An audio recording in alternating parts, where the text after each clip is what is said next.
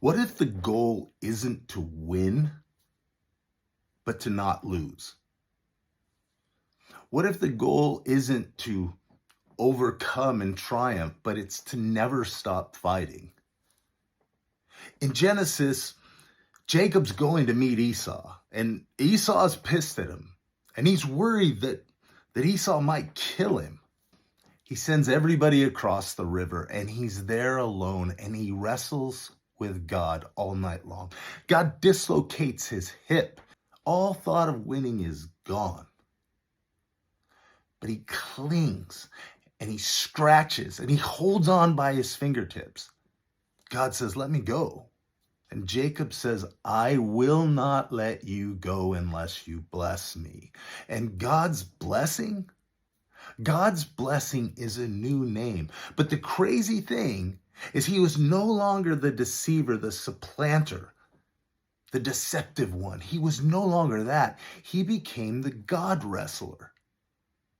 But isn't it interesting that his new name, his new identity, the blessing God gave him, is the battle he just went through? His new name is "You just wrestled and refused to give up."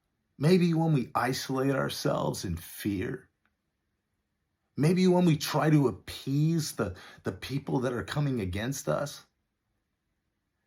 and in that place of shame and darkness and guilt, God wrestles with us in that place. And our blessing doesn't come from outside. It doesn't come from proclamation. Our blessing actually comes from us becoming new men. And that is completely, totally, and 100% based on the fact that in the shit, we refused to quit. Look, that's my job. Doesn't matter how dark it gets. I ain't giving up. And it's that fight that makes me the man that God designed me to be in the first place. Israel, the God wrestler. Hey, why don't you join us at the Omega Brotherhood? Because, look, that's what we're working on. Being God wrestlers that refuse to give up.